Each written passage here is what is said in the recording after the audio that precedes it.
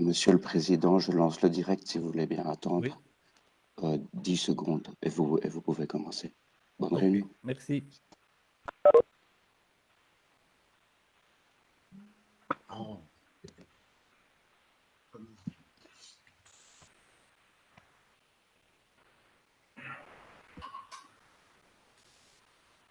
Voilà, bonjour à toutes et à tous. Merci de nous avoir rejoints pour ce dernier conseil provincial de l'année.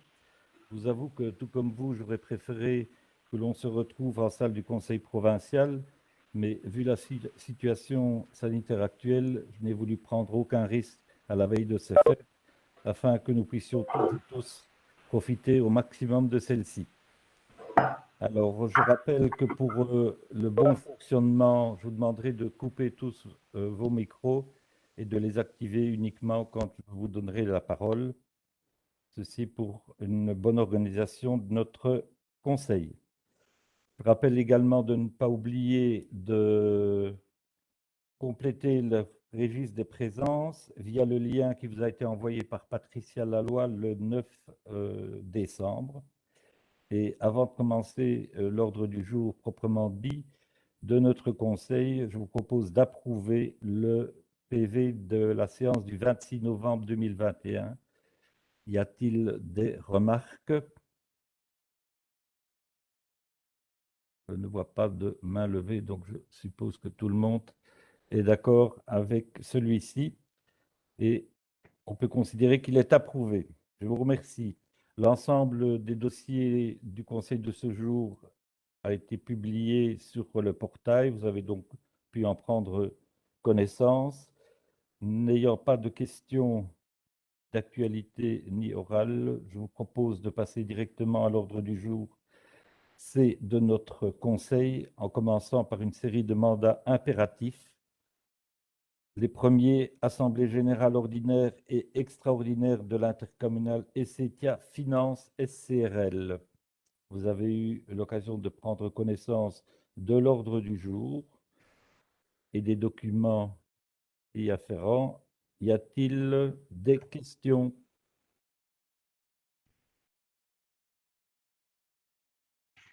En l'absence de questions, je vous propose de passer au vote. Vote négatif. Guirec.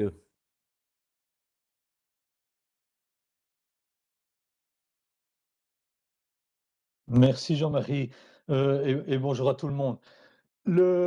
Sur Essetia, j'avais une petite question à poser à nos administrateurs sur le. Donc c'est une intercommunale qui s'occupe d'activités immobilières. Ce qui m'intéressait en lisant un peu tout le rapport, c'est de savoir qu'est-ce que fait cette immobilière par rapport à l'habitat social et peut-être aussi aux reconstructions ou aux constructions qui sont nécessaires dans les zones qui ont été inondées. C'est une immobilière qui travaille pour le bien commun et donc je voulais savoir un petit peu ce qu'il en était à ce niveau-là. Je pense que notre représentante, c'est Jessica. Ou Benoît, non? Oui, je l'étais jusqu'il y Voilà. a un mois, puisqu'au dernier Ok. conseil provincial, j'ai posé ma démission parce que la distance, je dois dire sincèrement, jusque Liège, ça me prenait 1 heure et demie de trajet et fois deux, ça fait 3 heures de route pour une bonne heure de réunion. Je trouvais que c'était quand même beaucoup d'énergie. Et donc, j'ai décidé de démissionner de ce mandat. Il n'empêche que je l'ai assumé jusqu'au bout, puisque j'ai été quand même présent au conseil d'administration. Et d'ailleurs, lorsque c'est en visioconférence, ça m'arrangeait bien. Mais ce n'est plus le cas maintenant. Mais donc voilà, pour répondre à la question habitat social, c'est-à-dire qu'il y a des projets de tout type, hein, donc, qui peuvent être aussi bien dans le secteur social que pas nécessairement, mais donc il n'y a pas d'exclusive. Maintenant, je ne vais pas te citer de projet en particulier, je n'en ai pas spécialement en mémoire, mais en tout cas, Essetia est ouvert à tout type de projet, pour autant évidemment que ce soit à caractère public, quoi. Donc, si un partenaire public décide de porter un projet en matière d'immobilier social, la porte des CETIA sera certainement ouverte. Alors, en ce qui concerne la problématique des inondations, ça n'a pas été évoqué. En tout cas, moi, je n'ai pas en mémoire qu'on ait évoqué cette problématique-là, mais j'imagine que dans les semaines ou mois à venir, ça viendra sur le tapis. Il y aura certainement des projets, mais ça, je ne peux pas te le garantir. Ceci étant dit, si tu veux aussi des informations en interne via le parti écolo, c'est Muriel Gerkens qui est la représentante d'Écolo au sein du conseil d'administration des CETIA. Donc, comme ça, tu pourras peut-être aussi avoir des informations privilégiées par ce canal-là. Oui, mais j'ai lu le rapport d'évaluation et ce qui m'étonnait un petit peu, c'est que je ne voyais pas la moindre évocation de l'immobilier social alors que les besoins sont énormes. Mais voilà, c'est un peu, tu as répondu à ma question. Merci beaucoup. Voilà, merci. D'autres questions? Jessica qui va remplacer maintenant Benoît alors. Oui, mais ça. Oui, voilà, je D'accord. n'ai pas encore fait de réunion, donc je n'aurais pas su te répondre, mais Non, bien c'est moi sûr. qui vais prendre la place, effectivement. Ah, merci, très bien. Ça a été fait lors de notre dernier conseil direct. Merci, Jessica. Oui, ça ne me souvenait plus. Voilà. Alors, je reviens au vote. Donc, CETIA Finance, vote négatif, abstention, unanimité. Deuxième Assemblée générale ordinaire extraordinaire, CETIA SCRL. Pas de questions. Vote négatif, abstention, unanimité. Je vous remercie. Même exercice pour l'Assemblée générale ordinaire de l'intercommunal Image. Y a-t-il des questions? Juste Jean-Marie, pour préciser, sans doute que la réunion se fait bien en visioconférence, hein, lundi, et pas en présentiel comme c'était à l'origine indiqué. Voilà. Et rappeler aux administrateurs, aux représentants à l'Assemblée générale que c'est en visio lundi. Merci Stéphane pour ces précisions. Votons négatif. Abstention. Unanimité. Merci. Le point suivant. On vous demande d'approuver les points qui sont inscrits à l'ordre du jour de l'Assemblée générale ordinaire de Vivalia, qui se tiendra à Bertry le 21 décembre. Qui souhaite intervenir? Oui, allô? Salut, ça va? Oui, Jean-Marie. Oui. Oui, quand même faire un petit mot d'introduction. Hein. Je pense que tout le monde a eu l'occasion, notamment aussi de participer à la réunion d'information de début décembre pour le détail du point du jour de cette Assemblée générale qui porte principalement sur le budget 2022, la continuité du plan de gestion.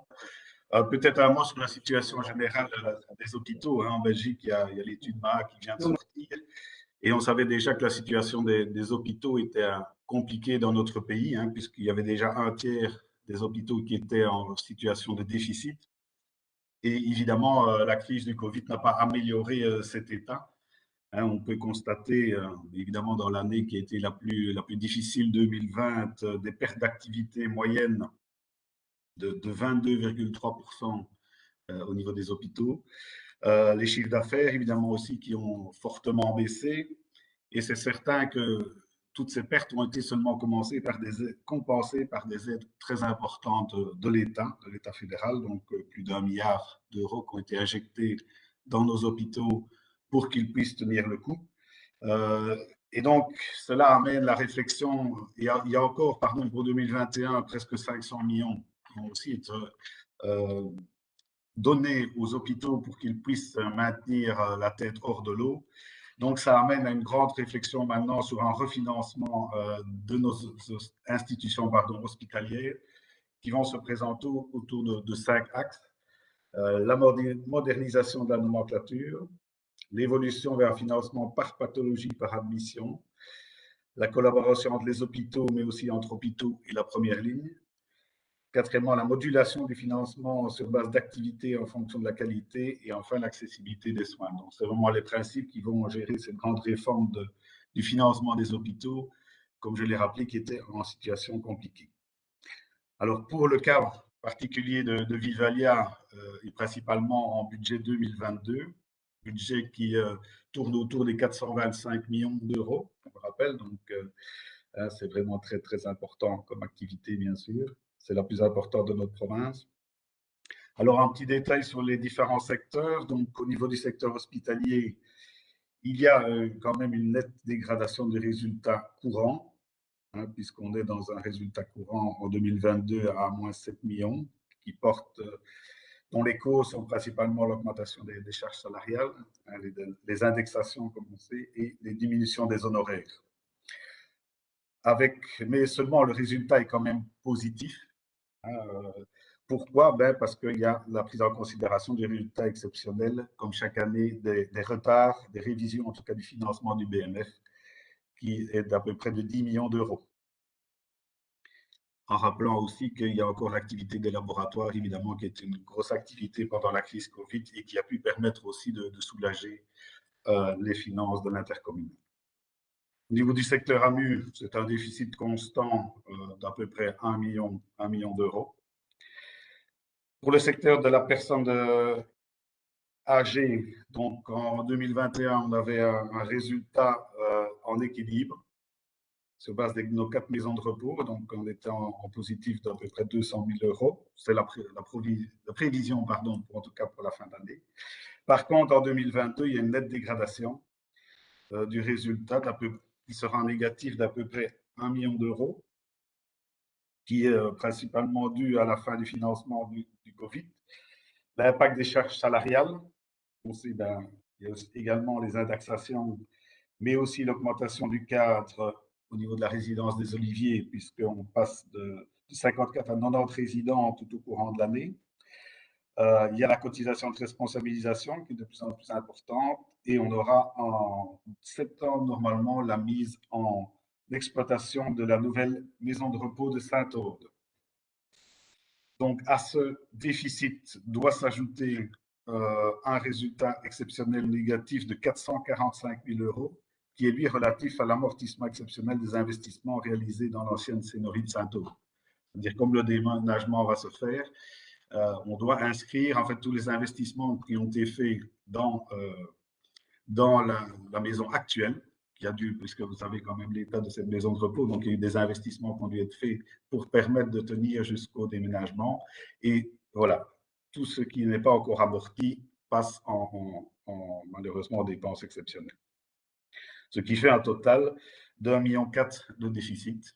Donc on espère évidemment que les résultats finalement seront bien mieux. Je pense que la question, et que je soulève sans doute et qu'on a déjà soulevé à plusieurs, c'est le fait d'avoir une indexation du prix des chambres. Je pense qu'il faut certainement y réfléchir avec une indexation automatique, parce que sinon, je pense qu'on n'arrivera pas, ou très difficilement, à pouvoir équilibrer nos maisons de repos, même lorsque celles-ci atteindront la taille critique de plus de 120 lits.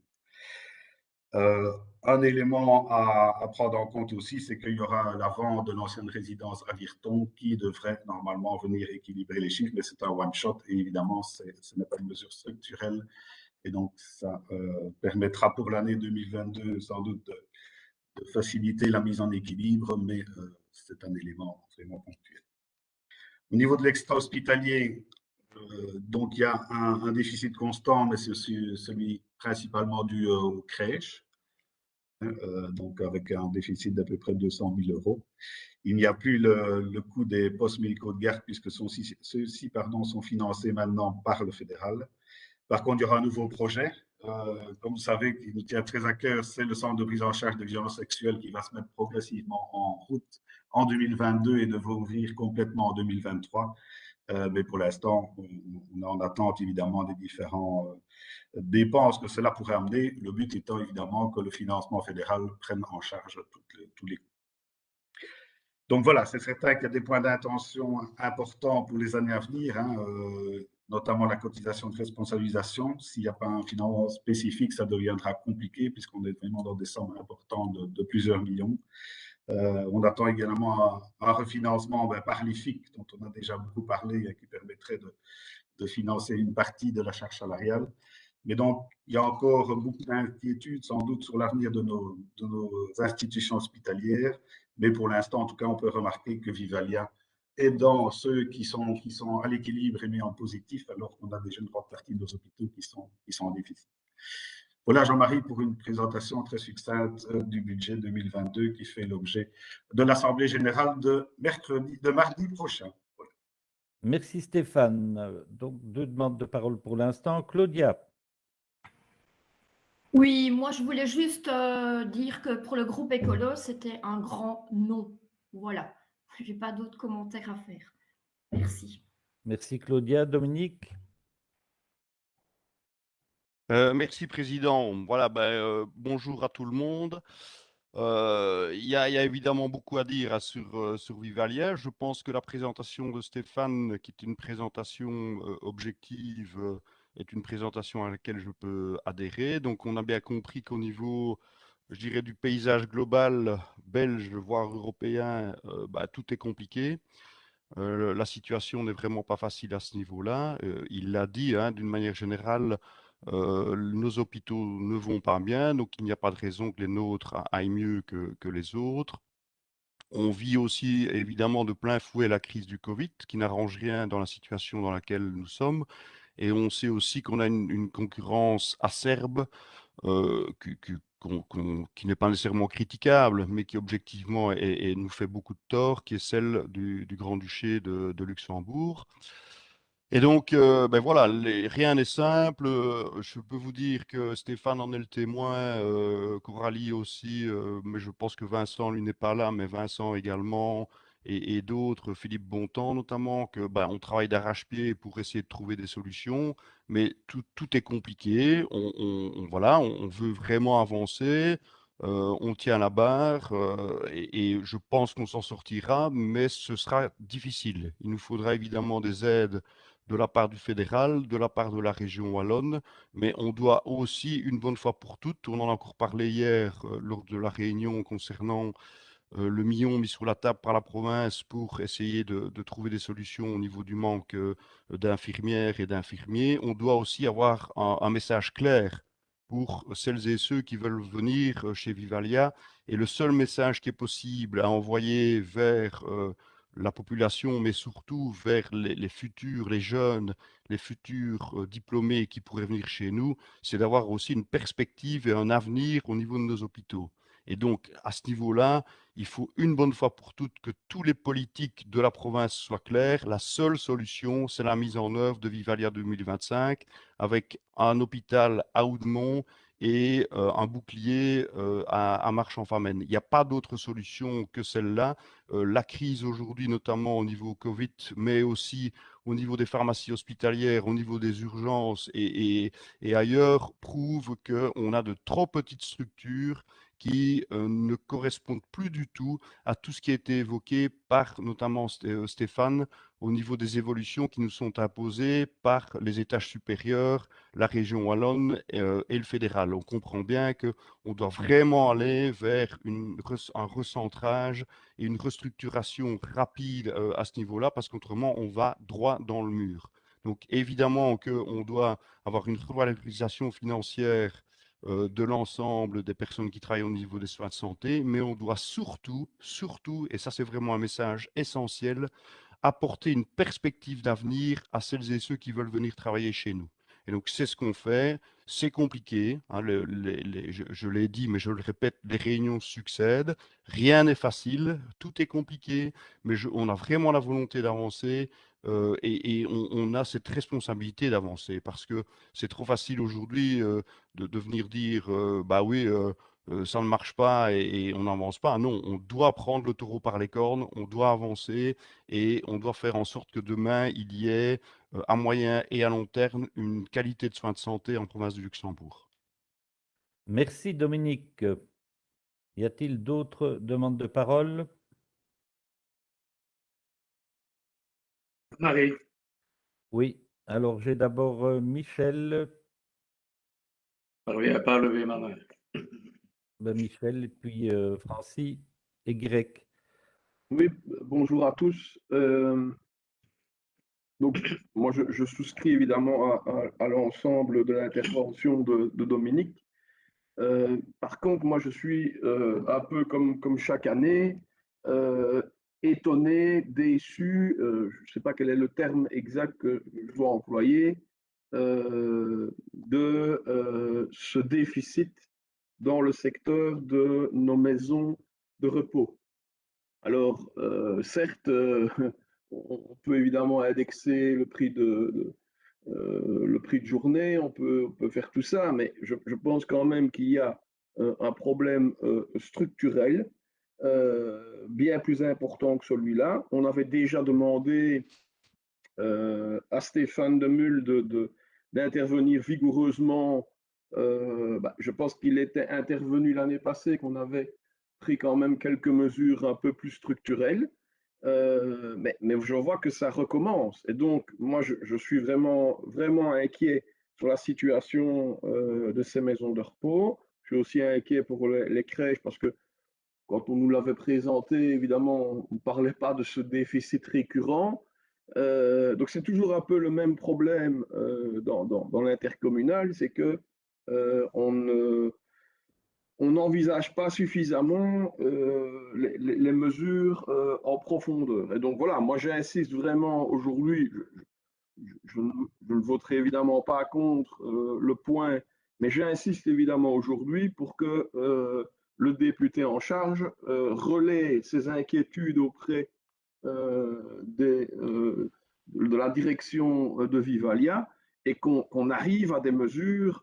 Il y a des maisons de retraite dans la province qui arrivent pratiquement à l'équilibre. Hein. Comment est-ce que ce n'est pas possible chez nous? Ça me paraît quand même complètement étrange qu'on n'arrive pas chez nous à le faire. Alors, il y a plein de mesures à prendre, il y a sûrement des circonstances particulières à l'un ou à l'autre endroit, mais vraiment, là, moi, c'est certainement la dernière fois que j'accepterai un déficit aussi important dans le secteur des maisons de retraite. Donc, Michel, je constate aussi, hein, c'est comme toi, je pense que je l'ai relayé également au niveau du budget. Je pense que ce n'est pas tenable de pouvoir continuer avec un fonctionnement en déficit. Hein. On a quand même un résultat 2021 qui, lui, est à l'équilibre, et même en positif quand on équilibre les 4 structures.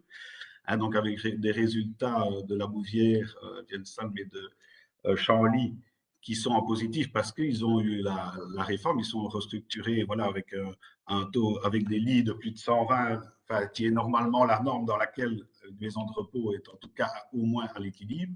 Donc ça se justifiait. On sait les difficultés au niveau de Saint-Aude et de Virton. Bon, Saint-Aude va rentrer dans une nouvelle structure avec, on espère, aussi d'avoir des lits supplémentaires. Virton vient d'entrer dans une nouvelle structure. Mais c'est certainement qu'en 2022, et je pense qu'on reviendra encore, et je reviendrai avec les mesures de l'étude de Probis qui avait été faite au niveau du conseil d'administration, et avec l'application de ces mesures, tout à fait, pour que l'on puisse arriver à cet équilibre qui est indispensable pour l'avenir de nos maisons de repos. J'ai parlé d'une des mesures qui, à mon avis, est à mettre sur la table. De toute façon, c'est l'indexation, mais il y en a certainement d'autres. Elles sont analysées et ne t'en fais pas, je reviendrai à chaque fois avec ce sujet, comme tu sais, qui me tient très à cœur. Merci Stéphane. Guirec. Actionner ton micro, oui. Merci. Oui, merci Jean-Marie. J'ai activé le micro, hein, vous m'entendez? Oui, oui, très bien. Ok, merci. Moi, j'ai bien écouté Dominique et son appel, disons, à la responsabilité collective, que je rejoindrai bien, et je pense qu'on n'a pas de problème à ce niveau-là. Mais je pense qu'à notre niveau, en participant dans le CA, ce que nous devrions faire, c'est donner la priorité à l'humain, plus qu'à l'avenir constructif. Et quand je dis, bon, et là, je n'entre pas dans un débat sur l'avenir constructif, sur la manière dont on veut le faire, etc. C'est pas ça l'idée. C'est que je crois qu'aujourd'hui, on peut véritablement donner la priorité à l'humain, et c'est un petit peu peut-être tout ce qu'on peut faire. Et quand on parle humain, c'est pas seulement comment on va attirer des nouveaux, on sait que c'est difficile, mais aussi comment est-ce qu'on veille à ceux qui sont en place. Tout ça, c'est des choses qui sont à la portée, dans une certaine mesure, de notre, du conseil d'administration. Et dans ce sens-là, je suis un petit peu étonné aussi par l'appel de Michel Jacquet aux députés. Je ne comprends pas très bien pourquoi seulement le député. On est nombreux ici dans l'Assemblée à participer au CA, donc je crois que c'est une responsabilité collective. Je ne suis pas dans le CA, mais je considère que c'est aussi ma responsabilité là-dedans de dire qu'est-ce qu'on peut faire nous-mêmes dans ce CA. Merci. Merci Guirec. Dominique. Et oui, ben je vais évidemment répondre en partie à Greg et répondre aussi à l'échange entre Michel et Stéphane. Greg, évidemment que l'appel de Michel, c'est un appel collectif, mais Michel s'adresse à Stéphane tout simplement parce que Stéphane est le représentant de la province au niveau des instances vivaliennes et qu'on sait que la province a 53% des actions de Vivalia. C'est pas plus compliqué que ça, hein. Donc, il ne faut pas aller chercher des soucis là où il n'y en a pas, hein. Voilà, faut arrêter de se gratter pour très peu rire, hein, surtout dans un problème aussi grave que celui-là. Voilà, je voulais moi justement abonder dans le sens de Michel, mais Michel le sait, Stéphane le sait aussi, hein, donc j'ai aussi lourdement insisté à de nombreuses reprises pour qu'il y ait un équilibre au niveau de nos maisons de repos vivaliennes. Ce que Michel a dit est tout à fait vrai, c'est possible dans d'autres structures. Moi, je l'ai vécu au niveau ici du CPS de La Roche, hein, donc j'avais aussi une situation très compliquée. Stéphane l'a vécu lui aussi à Marche, hein, au niveau du Home Libère, c'est possible. Donc je crois qu'on doit effectivement, là je rejoins Guirec, hein, on doit mettre tout notre poids politique qui j'espère n'est quand même pas mince pour qu'une bonne fois pour toutes ce secteur-là soit un secteur à l'équilibre. On ne demande pas à ce qu'il y ait des bénéfices qui soient dégagés par le secteur, on demande simplement qu'il soit à l'équilibre et c'est possible. Parce que s'il ne l'est pas, il faut être très clair, hein, il faut oser aussi le dire à la population et aux autres conseillers provinciaux, eh bien, à un moment donné, ça ne marchera plus, hein. Donc, les maisons de repos, on devra soit les fermer, soit les passer au privé. Donc, on doit tout faire, c'est notre responsabilité pour que ce but d'arriver à l'équilibre, il soit atteint le plus rapidement possible. Merci Dominique. Je ne vois plus d'autres demandes de parole. Marie. Oui, Francis, excuse-moi, Francis. Oui, très rapidement, hein, parce que finalement, je voulais aussi intervenir en ce qui concerne le secteur MRS, mais je pense que tout a été dit. Finalement, ce déficit, quelles en sont les causes? Est-ce qu'il y a peut-être, j'imagine, un encadrement qui est peut-être légèrement au-dessus des normes qui seraient d'application? Ça peut être une des causes. Ce que j'en retiens en tous les cas, c'est que finalement, en 2021, par la vente de la résidence de Virton, on irait vers un équilibre. La situation en 2022 s'annonce quand même assez difficile. Moi, je voudrais quand même souligner ici le travail qui est fait au sein du conseil d'administration par nos représentants, par nos différents représentants. Et mon point de chute sera très court. C'est ce que Stéphane a dit. Bien, Vivalia, c'est un des rares complexes hospitaliers qui finalement va terminer en équilibre en 2021. Donc là, je pense que nos administrateurs, en tous les cas, font un travail de qualité. Bien sûr, Guirec a insisté sur le côté humain des choses, mais je pense que de ce côté-là aussi, on s'y attelle de façon assez positive. Je pense encore lors du dernier conseil d'administration, moi je n'y suis pas, mais j'ai eu des échos. Donc pour moi, c'est quand même sans aucune difficulté qu'il y aura un feu vert pour ce budget de Vivalia. Merci Francis. Élie. Oui, Monsieur le Président, bonjour à chacune et à chacun. Donc, je pense qu'on a vraiment été très attentifs par rapport au débat et par rapport à la présentation aussi du député responsable, parce que c'est un sujet qui nous préoccupe et ça a été rappelé par chacun des intervenants. C'est vraiment un sujet brûlant, d'actualité, Je rejoins aussi assez bien Guirec lorsqu'il nous dit, et comme d'autres, hein, lorsqu'il nous dit qu'il faut évidemment mettre au centre de nos préoccupations l'humain, le mettre au centre de nos préoccupations tant au niveau des hôpitaux, mais aussi des maisons de repos et de soins. Donc, on sait évidemment que nous allons avoir rapidement une réunion pour l'affectation du million d'euros dont on a également parlé. Je pense que là, nous allons essentiellement réfléchir sur l'attractivité de la profession. Comment est-ce que nous faisons pour avoir davantage de soignants dans nos hôpitaux?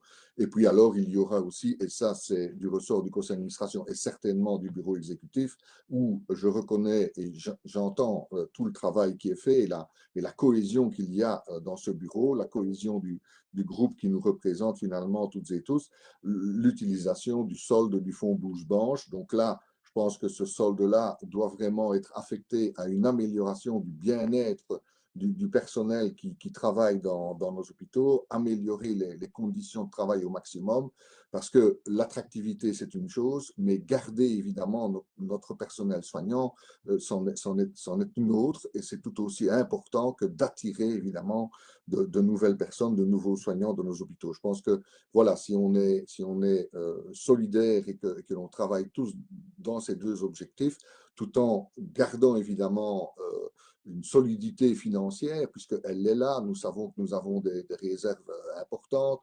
Nous savons que les exercices antérieurs dont Stéphane a parlé, à un moment donné, nous n'aurons plus ces recettes qui vont venir s'ajouter. Donc, il faut aussi être vigilant par rapport à l'aspect financier. Je rejoins aussi les propos par rapport aux maisons de repos, hein. On met évidemment la personne âgée au centre des préoccupations, mais derrière ça, il faut pouvoir assurer une continuité. Et assurer la continuité, c'est assurer l'équilibre au niveau budgétaire. Je pense que finalement, on se rejoint toutes et tous par rapport à nos priorités à définir pour demain. Merci, Élie. Je ne vois plus d'autres demandes de parole, donc j'ai bien retenu pour le vote un vote négatif pour le groupe écolo. Y a-t-il d'autres votes négatifs?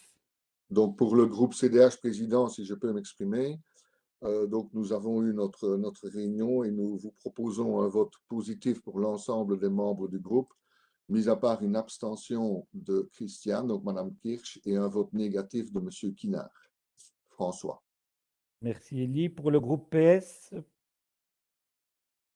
Et comme je l'ai dit, donc c'est un vote quand même à l'unanimité concernant donc, cette problématique de Vivalia. Merci, Francis. Et Michel pour le groupe MR?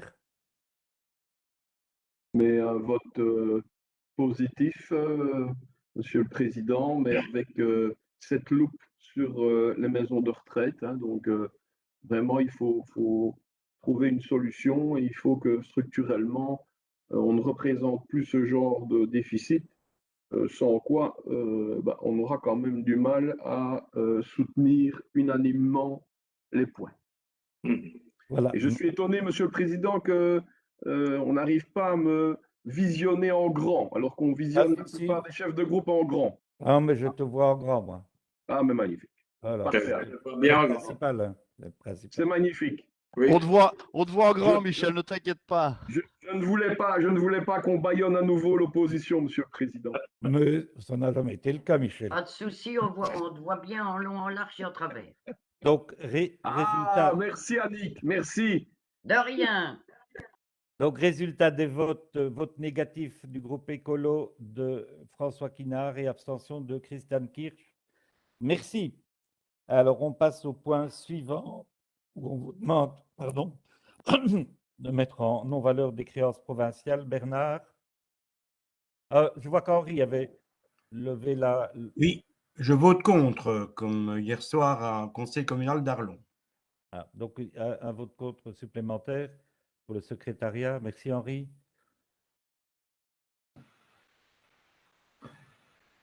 Voilà, Bernard, nous t'écoutons. Oui, merci Jean-Marie. En fait, comme tous les ans, hein, donc d'ailleurs les deux points qui se suivent ici, le point 3 et le point 4, sont des points récurrents. Donc notre service financier, pour le point 3 en tout cas, fait un peu du toilettage et il reste plus ou moins 5 400 euros, 5 500 euros de créances pour lesquelles on sait que ça va être irrécouvrable puisque tout le travail d'essai de récupération a été fait et pour tous ces petits montants individuels, ce sont des montants de 50 euros, de 25 euros pour certains, ben, ça ne vaut pas la peine d'introduire des frais qui seront bien plus élevés que le montant qui pourrait être récupéré. Alors, donc, quand on regarde la liste, ben, c'est beaucoup de personnes qui sont à l'étranger en plus, donc c'est quand même très, très compliqué. Voilà, Monsieur le Président, par rapport à ces non-valeurs de quelques créances provinciales. Merci Bernard. Discussion sur ce point. Je ne vois pas de main levée, donc passons au vote. Vote négatif. Abstention.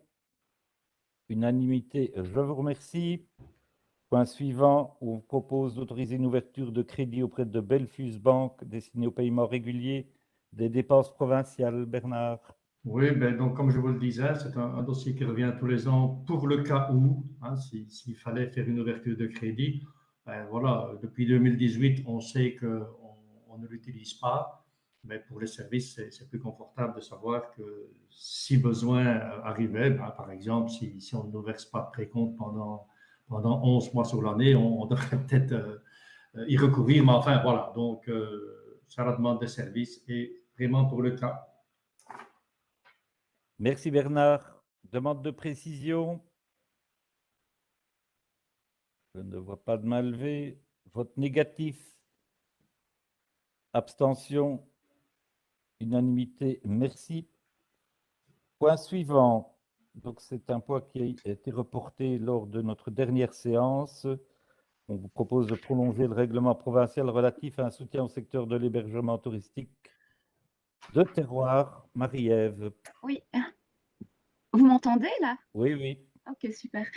Donc, ben, effectivement, ça concerne le règlement provincial de soutien aux hébergements touristiques de terroir et l'objectif, donc, c'est la prolongation du règlement jusqu'au 31 décembre 2023. Donc, cette demande de prolongation, comme tu l'as dit, avait été présentée en conseil le mois passé, mais n'avait pas été adoptée parce qu'il y avait une coquille dans le règlement, enfin dans le formulaire de demande plus précisément, parce qu'effectivement, à partir 2022, l'aide va passer donc du budget extraordinaire au budget ordinaire et donc les bénéficiaires doivent rentrer leur justificatif en année N+1 et non en année N+2 et donc on a modifié le formulaire en conséquence et il est proposé de marquer accord donc sur le document. Merci Marie-Ève. Demande de parole. Je n'en vois pas. Donc, je vous propose de passer au vote sur la proposition du collège. Vote négatif. Abstention. Unanimité. Je vous remercie. Et nous pouvons passer au marché public où on vous propose pour le service technique provincial la location long terme d'une tireuse de plan, scanner plieuse. Marie-Ève. Oui, donc comme tu l'as dit Jean-Marie, ça concerne la location, donc le leasing long terme d'une tireuse de plan. Le montant du marché est estimé à 90 000 € pour une durée de 60 mois et donc il est proposé d'approuver le cahier des charges et de recourir à la procédure négociée sans publication. Merci. Y a-t-il des demandes de précision sur ce point?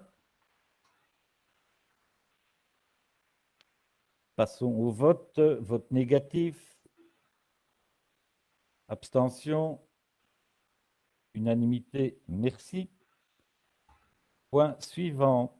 Entretien et réparation des cours d'eau provinciaux suite aux inondations de juillet. Oui. Marie-Ève. Oui, donc concrètement ici, vous le savez, suite aux inondations en septembre, on avait fait donc un conseil provincial où la MB3 devait permettre justement de passer en extrême urgence 3 baux d'entretien, donc 2 baux pour Ourtemblève et 1 pour l'Es-Moselle. L'objectif, c'était aussi de passer un bail d'entretien ici pour les travaux urgents, et donc c'est l'objet du point qui est discuté ici. Et donc, comme je l'ai dit, ça concerne des travaux de réparation urgentes, donc l'abattage, le curage, la restauration des berges et la stabilisation de talus. Concrètement, il est proposé d'approuver le cahier des charges. Le montant du marché est estimé à 699 000 €. Et donc, il est proposé de passer, comme je l'ai dit, le marché par procédure ouverte. Merci Marie-Ève. Discussion sur ce point.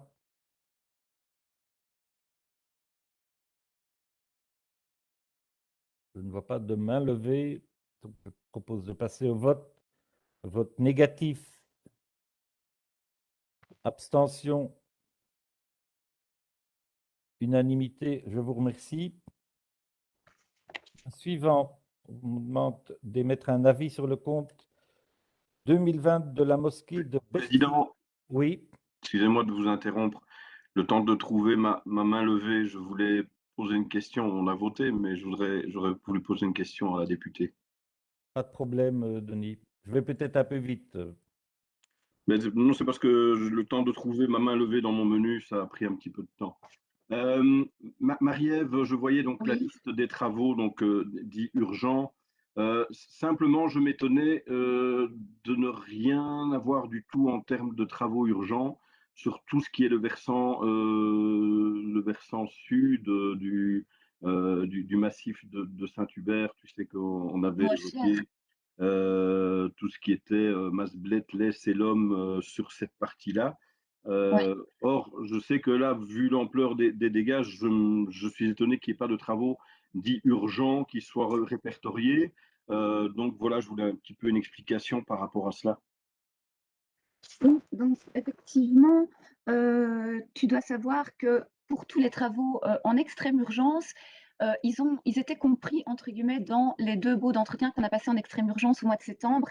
Et donc concrètement, pour tout ce qui est l'Est-Moselle, les dossiers sont déjà totalement finalisés. Et pour les 2 autres, donc Ourthe-en-Blève, ils sont en cours de réalisation et donc quasi finalisés pour la grande partie. Donc j'imagine que les travaux d'urgence, entre guillemets, très importantes, étaient déjà compris dans les baux d'entretien qu'on a validés donc en septembre de cette année-ci. Si tu veux, j'ai l'état d'avancement pour chaque commune des baux d'entretien en extrême urgence que je peux te communiquer si tu le souhaites, voir l'état d'avancement de chaque dossier. Ok, oui, avec plaisir, merci. Merci. Stéphane. Oui, donc voilà, pour l'approbation, ou en tout cas, émettre un avis sur le compte de la mosquée de Bertry. Donc, il y a eu une étude par les services, donc il y a quelques modifications, mais vraiment légères par rapport à ce qui était rendu par le comité.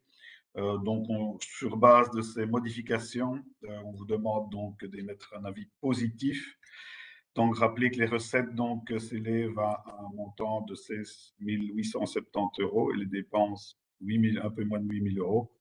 Et donc, le compte se clôture par un bénéfice de 8 910,54 €. Merci Stéphane. Demande de précision. Passons au vote. Vote négatif. Abstention. Unanimité. Merci. Point suivant, où on vous propose d'approuver le projet de convention transactionnelle dans le cadre d'un contentieux d'honoraires à charge de la commune de Ouellin. Marie-Ève. Oui, donc depuis 1999, il y a un contentieux qui existe donc entre la commune de Ouellin et la province, donc à propos d'honoraires qui auraient été impayés donc pour l'émission d'auteur de projet. Donc ça concerne les projets de l'église de Lompré et de l'hôtel de ville.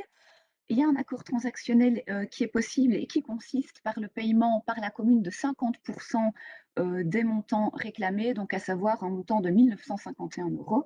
Et donc cette solution est soutenue par l'avocat de la province. Et donc il est proposé finalement de marquer accord sur ce montant, ce qui permettra donc de mettre fin à une procédure longue et coûteuse pour chacune des parties. Merci Marie-Ève. Discussion sur ce point. Oui, Président. Oui. Monsieur le bourgmestre. Oui, est-ce que l'on peut acter que je me retire de la séance? Secrétariat y veille, oui. Pas d'autres interventions?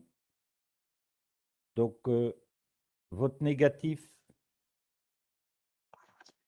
abstention, donc unanimité, moi le retrait de Benoît. Je vous remercie. Point 10, patrimoine. On vous propose d'approuver le projet de bail amphithéotique pour une parcelle à Bertry, propriété de Vivalia, dans le cadre de la construction d'une nouvelle école spécialisée provinciale. C'est Marie-Ève qui traite le dossier. Oui, donc comme vous le savez, la province a comme projet la construction donc d'une école spécialisée à Bertry. L'objectif ici, c'est d'avoir une amphithéose qui serait constituée pour cause d'utilité publique, donc en vue de la construction de cette école. Le site, vous le connaissez, c'est la Clairière à Bertry. Le droit d'amphithéose donc concernerait une superficie de 30 arts, serait établi pour 99 ans et serait consenti à titre gratuit. Et donc concrètement, il est proposé de marquer accord sur le droit d'amphithéose que je viens d'expliquer, donc pour une période de 99 ans à titre gratuit, et d'approuver le projet d'acte qui a été établi par la direction du comité d'acquisition. Merci Marie-Ève. Demande de précision.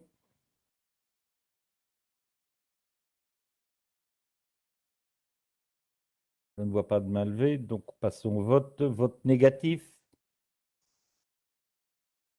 Abstention. Unanimité. Merci.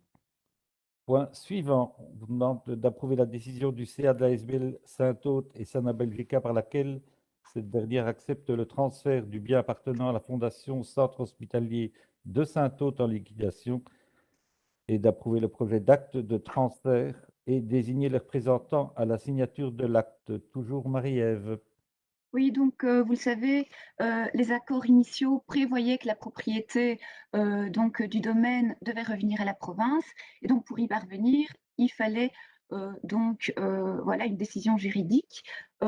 Concrètement, donc la première étape avant de revenir à la province, c'était le transfert de la propriété de la fondation à la SBL Saint-Aude et Sana Belgica. Donc comme je l'ai dit, il fallait une décision juridique du tribunal pour parvenir à ça. C'est le cas avec le jugement du 27 mars 2020 du tribunal de première instance qui autorise le liquidateur à transférer le patrimoine de la fondation à Sana Belgica. Donc cette première étape, c'est l'objet du point qui est présenté ici en conseil. Pour votre info, donc, il y a eu aussi accord du CA de la SBL Sana Belgica donc, pour accepter le transfert du bien donc, qui appartient à la fondation et accord du CA sur le projet d'acte de transfert. Et voilà, donc comme il y a des représentants du conseil dans la SBL et vice-versa, le point est présenté ici en conseil. Et donc il est proposé d'une part d'approuver la décision du CA de Sana Belgica par rapport au fait qu'elle accepte le transfert du bien qui appartient à la fondation, par rapport aussi au fait qu'elle approuve le projet d'acte, et il est également proposé au Conseil d'approuver le projet d'acte de transfert. Merci Marie-Ève. Y a-t-il des questions, des demandes de précision?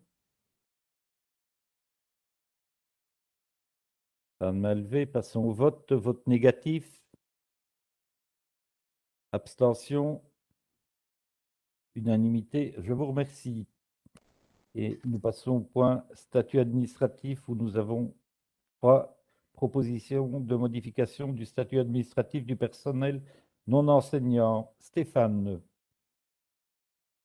Oui, donc le premier point concerne donc le fait d'une mesure de permettre aux titulaires d'un diplôme de bachelier de transition, donc c'est pour ceux qui réalisent de bachelier en université et d'être sur le même niveau que des bacheliers de qualification, puisqu'il y avait une différence qui était faite lorsque ces personnes voulaient postuler dans l'institution provinciale. Donc, ils n'arrivaient pas à la même échelle. Et donc, ici, on ne fait plus de différence entre les bacheliers de transition et de qualification, afin qu'ils remplissent tous les deux le grade de B. Donc, il y a un recrutement à ce niveau-là. Ils peuvent tous les deux postuler. Merci Stéphane.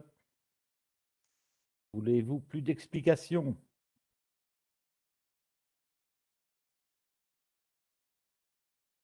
Michel.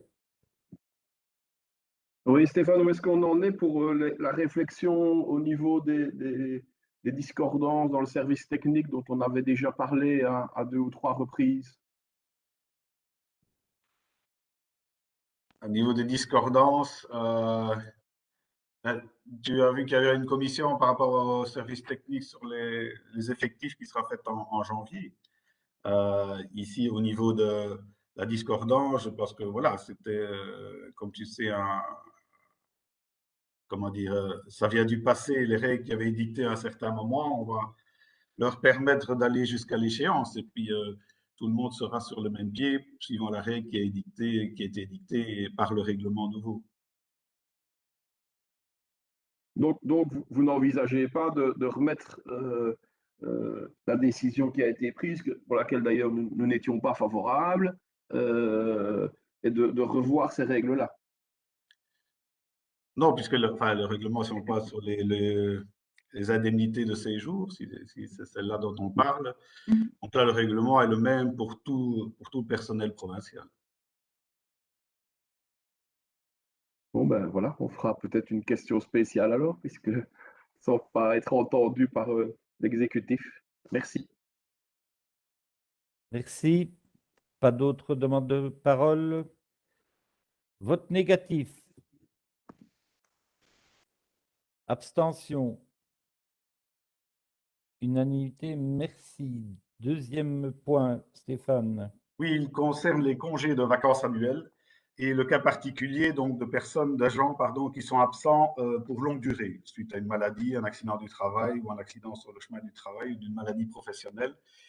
Et donc, actuellement, ben, quand la personne reprenait, après 2 années ou 3 années d'absence, de longue absence, il pouvait cumuler les congés des années pendant lesquelles il n'avait pas pu travailler.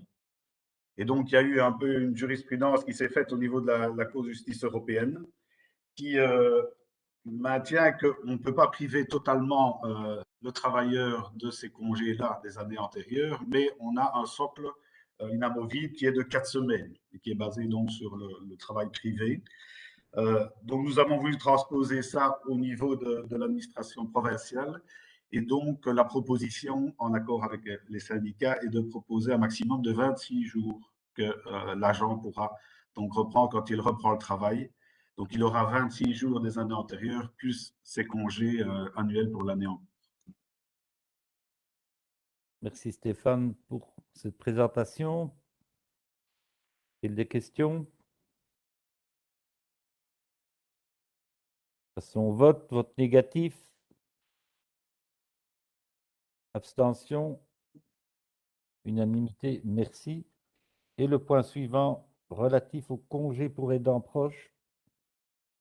Oui, donc là, c'est vraiment une simple transposition d'une modification législative au niveau des congés pour aidants proches qui a été faite au niveau fédéral. Et donc, on l'intègre dans les statuts provinciaux. C'est par rapport au nombre de mois qui peuvent être pris et la fraction qui peut être également prise pour ce congé pour aidants proches. Merci. Pas de questions? Vote négatif? Abstention? Unanimité, je vous remercie. Contrat de gestion avec Idelux, on vous propose d'approuver le projet de contrat de gestion à renouveler avec l'intercommunalité Idelux Développement pour les années 2021 à 2023. Bernard? Oui, Jean-Marie, ben voilà, donc vous savez que dès le moment où on donne plus de 50 000 € à une association, il faut toujours le contrat de gestion. Donc nous sommes fin 2021 et je pense qu'il est grand temps de renouveler le contrat de gestion avec l'intercommunalité Luxe. Donc ici, bon, on a apporté l'une ou l'autre toute petite modification, et je vais vous les citer dans le contrat de gestion initial. D'abord, on a reprécisé que c'est un contrat de gestion avec Idelux Développement, hein, parce qu'on verse le fonds d'expansion économique à Idelux Développement, et on a rajouté une ligne qui est relative au métier donc, pour lequel, puisque ça, c'est ce que l'on conserve au niveau de la province et le reste est toujours en discussion, donc tout ce qui est la partie économique en tant que telle est toujours en discussion avec notamment l'intercommunal. Là, on verra durant l'année prochaine si on réadapte à nouveau ce contrat de gestion. Donc ici, c'est simplement donc avoir ajouté, comme vous le savez, hein, les problématiques liées à la promotion des métiers. Merci Bernard. Demande de parole.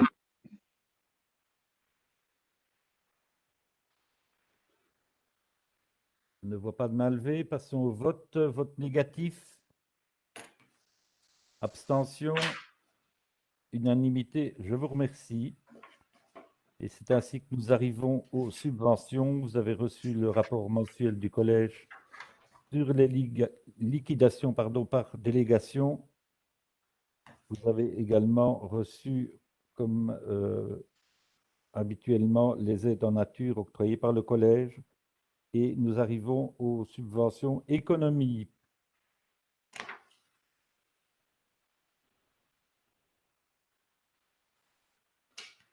Pas de questions. Tourisme.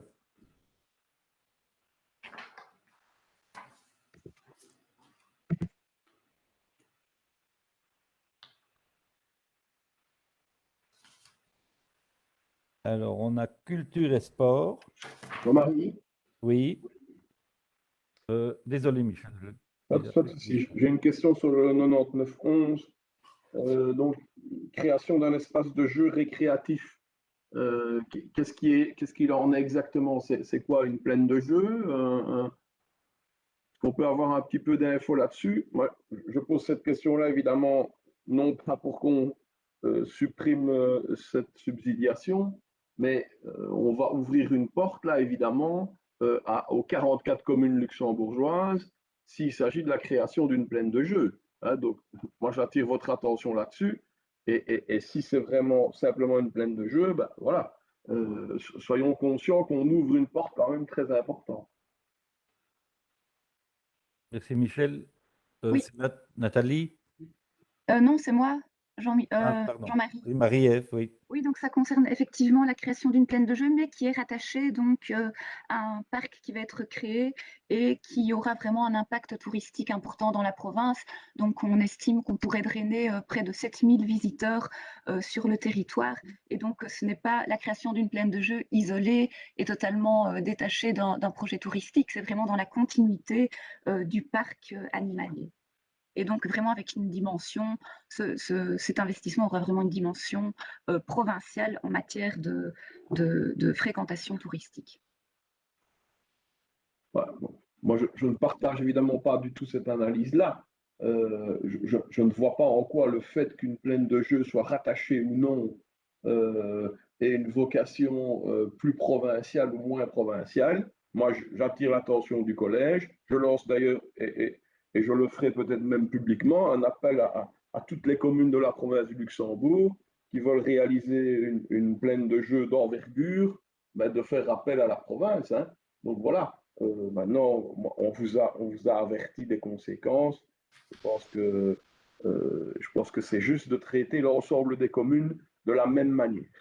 Mais ce n'est pas une plaine de jeu ordinaire, donc c'est vraiment un espace de jeu récréatif pour allier l'amusement et la pédagogie dans la continuité de la dimension de l'équipement avec le zoo qui va être mis en place. Donc, à la lecture du dossier, ce n'est clairement pas une plaine de jeu ordinaire, donc c'est vraiment pour allier la pédagogie avec l'amusement. Je pense qu'il y a quand même une nuance à apporter par rapport à ça. Eh bien, on va voir, Monsieur le Président. Moi, je sollicite de recevoir en version papier ce dossier pour pouvoir, par moi-même, voir s'il y a bien cette nuance à laquelle je ne crois absolument pas. Merci, Michel, mais je pense que tout était sur le portail. Hein, oui, mais si on pouvait me l'envoyer par papier, parce que j'ai quand même encore beaucoup de difficultés sur le portail. Excusez-moi, Monsieur le Président, mais les juristes ne sont pas spécialement brillants en informatique. Oh, quand on aura 5 minutes, on donnera un cours particulier. Pas de problème. Dominique.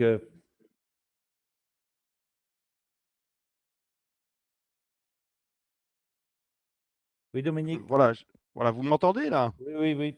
Voilà, donc j'avais mon micro qui était en l'air. Voilà, donc moi j'aimerais quand même bien un peu réagir par rapport à la bonne nouvelle qu'on a tous pu apprendre hier soir et lire ce matin dans les journaux au niveau du projet de parcs nationaux. On sait qu'il y a 2 projets qui sont retenus en province du Luxembourg. On sait qu'on a déjà une discussion à ce niveau-là. On sait par ailleurs que ici, ce n'est qu'une première étape par rapport à l'étape finale et que les 2 projets retenus en province du Luxembourg vont devoir batailler ferme pour présenter un projet finalisé. Et donc, ça va demander du boulot. Et moi, je réitère un peu la demande que j'avais faite initialement, voir si au niveau provincial, on pourrait mettre notre expertise justement à disposition des candidats de la province pour, je dirais, élaborer des dossiers solides et espérer que les deux, mais bon, il faut être un petit peu sérieux et objectif, qu'au moins un des 2 projets soit retenu finalement au niveau de la région wallonne. Donc j'aimerais bien avoir un peu la position de Marie-Ève à ce niveau-là, parce que c'est quand même un dossier qui est super important au niveau de la province. Oui, effectivement. Donc, je pense que pour la province, c'est quelque chose en tout cas de très important. Et comme on l'a déjà dit au sein de cet hémicycle, bien entendu, la province pourra apporter son expertise, que ce soit pour l'un ou l'autre projet. Donc, si les porteurs de projets estiment que la province peut être utile, donc j'imagine en tant qu'expertise, en tant que pour donner des statistiques, pour accompagner, mais bien entendu dans la mesure de nos moyens. Donc, bien évidemment, la province pourra vraiment apporter toute son expertise d'un point de vue forestier, touristique ou même environnemental. Et je pense aussi que Idelux aura peut-être aussi une carte à jouer donc pour aider les 2 projets retenus à construire un projet solide pour avoir une chance de pouvoir décrocher finalement une labellisation. Donc je pense que ça doit être fait aussi ce travail-là en lien avec Idelux. Merci Voilà. Marie-Ève, je prends bonne note de ta réponse qui me semble constructive, mais nous serons évidemment attentifs à ce qu'il en soit ainsi au niveau de la réalisation. Merci. Et puis nous écoutons un échevin heureux, Olivier. Oui, c'est clair qu'on a été particulièrement heureux hier de cette nouvelle d'avoir été sélectionné au niveau du parc naturel Haute-sur-Forêt d'Anlier, mais également avec ma casquette du Contre-Rivière pour le parc naturel de Gaume et Ardennes méridionale pour la vallée de l'Asmois. Donc c'est évident qu'on reviendra vers la province. Ici, j'ai parlé au nom du parc Forêt d'Anlier, mais c'est évident que je pense que l'Asmois fera la même démarche vis-à-vis de la province pour à minima des aides pour les relais cours d'eau notamment, parce que ce sera quand même un élément important dans le dossier et les éléments qu'on devra mettre en avant dans le développement du parc national. Notamment pour la forêt d'Anlier, l'Arlune qui est en cours d'eau provinciale, sur lequel se retrouve la population principale de poules perlières, qui est une des espèces les plus menacées au niveau mondial et qu'on n'en parle pas beaucoup parce que c'est moins spectaculaire qu'en panda. Et donc également sur la vallée de l'Asmois, il y a quand même beaucoup d'affluents de la vallée de l'Asmois qui sont des cours d'eau provinciaux. Et donc on aura vraiment besoin de l'aide du service technique cours d'eau par rapport à ça, plus des autres services provinciaux suivant les thématiques qui seront abordées. Donc on ne manquera pas de revenir vers vous. Et évidemment, Elux également, donc je profite déjà annoncé aussi à Élie de Blire que nous allons le rencontrer prochainement, certainement au mois de janvier-février par rapport à ça. Voilà. Merci Olivier. Merci. On peut passer au point culture et sport. Là, on a ajouté un point en urgence qui concerne le musée Gaumet et un subside de 12 000 € pour celui-ci. Alors, je dois vous demander tout d'abord si vous êtes d'accord avec l'urgence pour ce point. Pose pas de problème. Donc, voilà, si vous avez des questions sur l'une ou l'autre subvention proposée, donc de 99,21 à 99,40, ce sera un plaisir d'y répondre.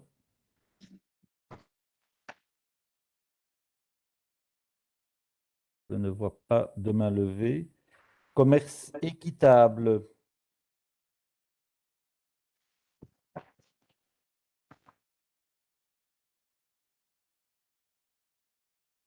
Parc naturel de Gaume.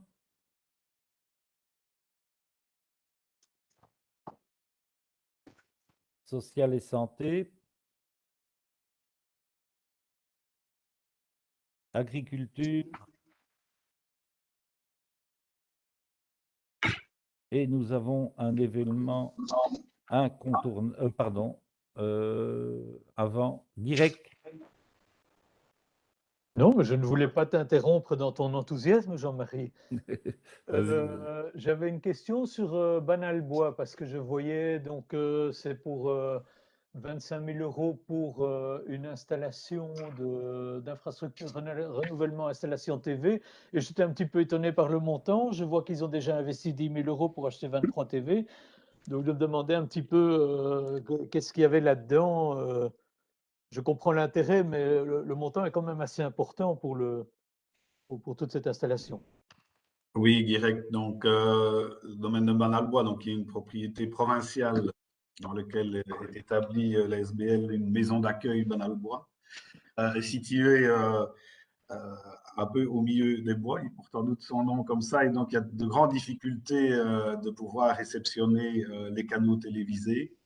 Donc, on ne peut pas faire de tranchées, ça coûterait beaucoup plus que ça. Et donc, la seule solution pour leur permettre d'accéder à la télé, bon, qui est quand même maintenant un peu un indispensable, si on peut dire, dans la vie, et notamment dans la vie communautaire de l'institution, c'est par le fait de satellites, donc, et donc par les paraboles. Et donc, voilà, donc c'est cette installation-là qui est prise en charge ici par le subside. Et donc, eux prennent en charge les téléviseurs et nous, l'installation à côté des antennes satellites. Ok, merci. Merci, Francis. Micro, Francis. Donc, je m'abstiendrai sur la subvention 9939 à culture et sport, puisque ça concerne directement le cycloclub Chevigny. OK, merci. Alors, souhaitez-vous un vote particulier sur une subvention proposée? Je ne vois pas de main levée, donc je suis... La mienne? Oui, oui, Greg. Pardon. Oui, sur vos sursures, moi je rejoindrai un peu le questionnement de Michel et nous nous abstiendrons. Alors, je ne sais plus quel était le numéro. Rappelez-moi le numéro. 9911, je pense. 11, oui, c'est peut-être bien, oui. Alors, vote sur le 9911. Vote négatif. Abstention du groupe écolo. Groupe MR, Michel, vote positivement? Oui, oui, tout à fait. Je l'ai dit, ça ne me pose pas de problème, cette subvention, si ce n'est qu'on ouvre la porte aux 43 autres communes. Et je constaterai dans le dossier, et en fonction de ça, je reviendrai au Conseil. Merci. Donc, on retiendra uniquement l'abstention du groupe écolo sur ce point. Pour les autres points, vote négatif, l'ensemble donc des autres subventions. Vote négatif,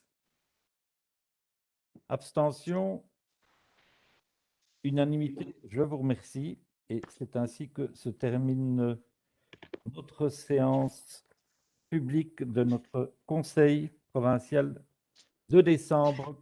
Merci à toutes et à tous d'avoir participé.